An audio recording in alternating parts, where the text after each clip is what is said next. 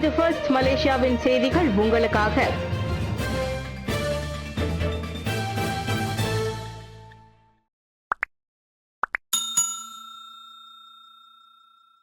பல மாவட்டங்களை பாதித்த பேரிடரை பார்வையிட பிரதமர் சபா சென்றார். கடந்த வாரம் முதல் சபா மாநிலத்தில் ஏற்பட்டிருக்கும் வெள்ளம் மற்றும் 13 பேரை பலிகொண்ட நிலச்சரிவு உட்பட பல மாவட்டங்களை பாதித்த பேரிடர் நிலைமையை நேரில் காண்பதற்காக பிரதமர் ஸ்ரீ அன்வார் இப்ராஹிம் நேற்று பிற்பகல் மணி 2 அளவில் அங்கு சென்றடைந்தார்.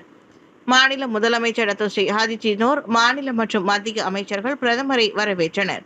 தஞ்சோங் அனைத்துலக விமான நிலையத்தின் விளக்க அறையில் மாநில அரசாங்க செயலாளர் டத்தோ சஃபார் உந்தோங் பேரிடர் நிலைமை குறித்து பிரதமருக்கு விளக்கம் அளித்தார்.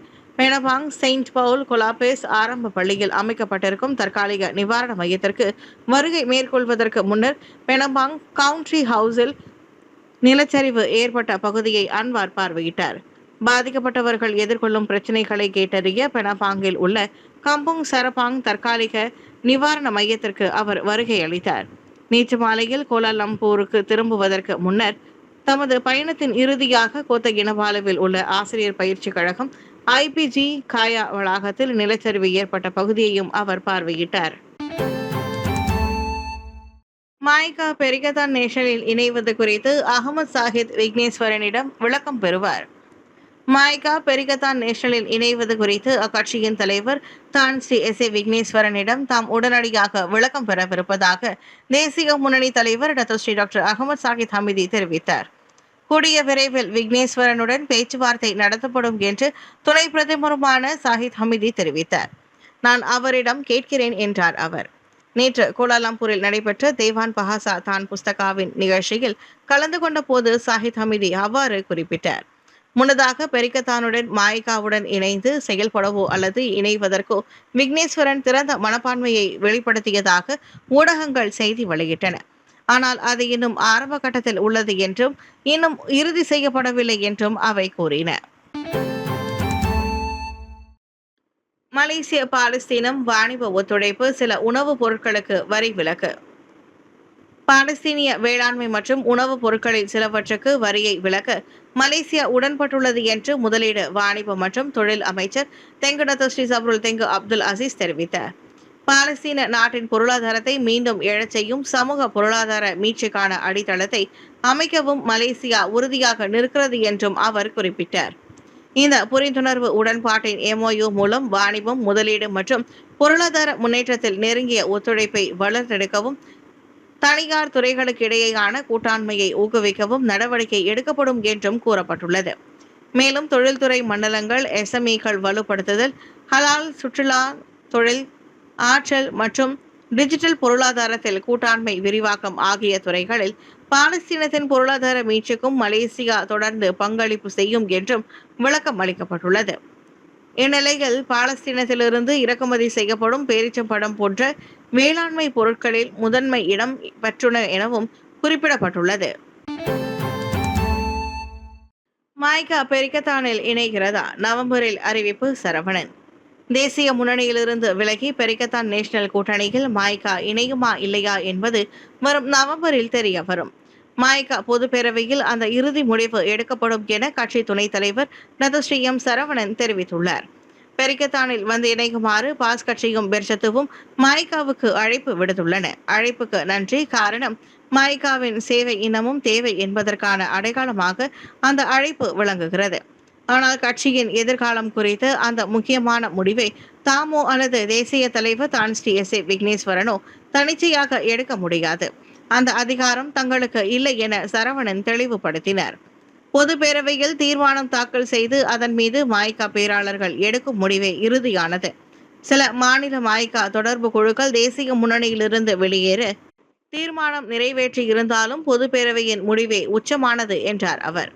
தேசிய முன்னணி உடனான உறவு முன்பு போல் நெருக்கமாக இல்லை என்றாலும் கூட்டணி கட்சி என்ற முறையில் தற்போதைக்கு உறவு தொடருவதாகவும் சரவணன் தெரிவித்தார். வெள்ளத்தால் பாதிக்கப்பட்ட மாணவர்கள் இல்லிருப்பு கற்றல் கற்பித்தலில் கலந்து கொள்ளலாம். வெள்ளத்தால் பாதிக்கப்பட்ட மாணவர்கள் பள்ளி சீருடை அணிவதற்கு விலக்கு அளிக்கப்படுகிறது. மேலும் வெள்ளத்தால் சிக்கி பள்ளிக்கு செல்ல முடியாத மாணவர்கள் PDPR எனப்படும் இல்லிருப்பு கற்றல் கற்பித்தலை மேற்கொள்ளலாம். 2025 2026 ஆண்டின் 2ஆம் தவணைக்கான விடுமுறைக்கு பின்னர் பள்ளிகளை திறப்பதற்கான ஏற்பாடுகள், வெள்ளத்தால் பாதிக்கப்பட்ட பள்ளிகளில் துப்புரவு பணிகள் மற்றும் பராமரிப்பு உதவிகள் உள்ளிட்ட பணிகள் நடைபெற்று வருவதாக நேற்று வெளியிட்ட ஒரு அறிக்கையில் கல்வி அமைச்சு தெரிவித்தது. அவற்றுடன் பாதிக்கப்பட்ட மாணவர்களுக்கு கற்றல் உபகரணங்களை வழங்குதல், உளவியல் மற்றும் மனோவியல் ரீதியிலான ஆதரவு உள்ளிட்ட சிறந்த உதவிகளை வழங்க தமது தரப்பு முனைவதாக கல்வி அமைச்சு குறிப்பிட்டிருந்தது. மேலும் பாதிக்கப்பட்ட பெற்றோர், பாதுகாவலர்கள், ஆசிரியர்கள் ஆகியோர் தங்கள் சூழ்நிலைகள் குறித்து பள்ளி அல்லது துறையிடம் தெரிவிக்குமாறும் கேட்டுக்கொள்ள உள்ளது. வெள்ள நிலைமை குறித்த அண்மைய தகவல்களை மாநில பேரிடர் நிர்வகிப்பு செயற்குழு வெள்ள நிலைமை குறித்த அண்மைய தகவல்களை மாநில பேரிடர் நிர்வகிப்பு செயற்குழு செயலகம், மாநில கல்வித்துறை மற்றும் அது தொடர்புடைய நிறுவனங்களிடம் இருந்து பெற்றுக்கொள்ளுமாறு பள்ளிகள் மற்றும் மாவட்ட கல்வி அலுவலகங்களிடம் அறிவுறுத்தப்பட்டுள்ளது. பலகுரல் கலைஞராக புகழ்பெற்ற நடிகர் ரோபோ சங்கர் திரையுலகின் அழுகுரலோடு விடைபெற்றார். பலகுரல் கலைஞராக தமது கலையுலக பயணத்தை தொடங்கி பிரபல நகைச்சுவை நடிகராக தமிழ் சினிமாவில் வலம் வந்த நடிகர் ரோபோ சங்கர் காலமானார்.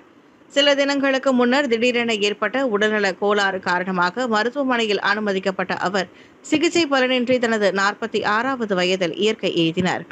ரோபோ சங்கரின் மறைவு தமிழ் சினிமா உலகையே சோகத்தில் ஆழ்த்தியுள்ளது.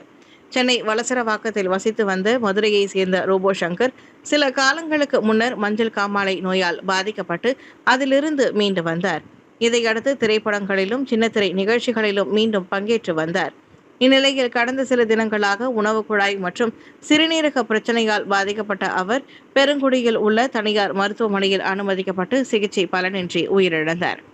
ஷங்கர் என்ற இயற்பெயர் கொண்ட இவர் மேடை நிகழ்ச்சிகளில் ரோபோ போன்று தத்ரூபமாக நடித்து அசதியதால் அவரின் பெயருக்கு முன்னால் ரோபோ என்ற அடைமொழி சேர்த்து கொள்ளப்பட்டது. தனியார் தொலைக்காட்சியில் வெளியான அசத்த போவது யாரு என்ற நிகழ்ச்சியின் மூலம் பிரபலமான ரோபோ சங்கர் ஊர் திருவிழா, திருமணம் போன்ற சுப நிகழ்ச்சிகளில் பல குரலில் பேசி மக்களை மகிழ்விப்பதில் வித்தகரானார். சின்னத்திரையில் பெற்ற பேரும் புகழும் அவருக்கு வெள்ளித்திரையிலும் கதவுகளை திறந்து விட்டதால் விசுவாசம், புலி, மாரி, இதற்குத்தானே ஆசைப்பட்டாய் பாலகுமாரா, வேலைக்காரன் என பல இடங்களில் நடித்து தமிழ் சினிமா நகைச்சுவை நடிகர்கள் வரிசையில் தமக்கென ஒரு தனி இடத்தை பிடித்தார். வளசரவாக்கத்தில் உள்ள அவரது வீட்டில் ரோபோ சங்கருக்கு திரைப்பிரபலங்கள் இறுதி மரியாதை செலுத்தி வரும் வேளையில் தமிழக முதல்வர் மு.க.ஸ்டாலின், துணை முதல்வர் உதயநிதி ஸ்டாலின் உள்ளிட்ட பலர் இரங்கல் தெரிவித்துள்ளனர்.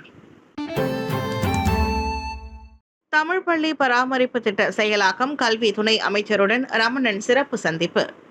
3 கோடி ரிங்கெட் சிறப்பு நிதி ஒதுக்கீட்டை பயன்படுத்தி கூடுதல் வளாக கட்டுமானம், மாற்று வளாகம் மற்றும் சீரமைப்பு உட்பட தமிழ் பள்ளிகளில் இதர பராமரிப்பு திட்டங்களை செயல்படுத்துவது குறித்து தொழில் முனைவோர் மற்றும் கூட்டுறவு மேம்பாட்டு துணை அமைச்சர் டத்துஸ்ரீ ரமணன் ராமகிருஷ்ணன் நேற்று காலை கல்வி துணை அமைச்சர் வாங்காவுடன் சிறப்பு சந்திப்பு ஒன்றை நடத்தினார். வழிபாட்டு தலங்கள் மற்றும் தமிழ் பள்ளிகள் சம்பந்தப்பட்ட கிட்டத்தட்ட திட்டங்களின் அமலாக்கத்தை கண்காணிப்பதற்காக பிரதமர் டத்துஸ்ரீ அன்வர் இப்ராஹிம் நியமித்திருக்கும் பொறுப்பாளருமான ரமணன் ராமகிருஷ்ணன் தலைமை ஆசிரியர் மற்றும் பள்ளி மேலாளர் வாரியத்தின் பிரதிநிதிகளுடன் சந்திப்பு நடத்தினர். கடந்த ஆகஸ்ட் 29 மற்றும் செப்டம்பர் 4ஆம் தேதி ஆகிய 2 தினங்களில் நடைபெற்ற முந்தைய கூட்டங்களின் தொடர்ச்சியாக இக்கூட்டம் நடைபெற்றது.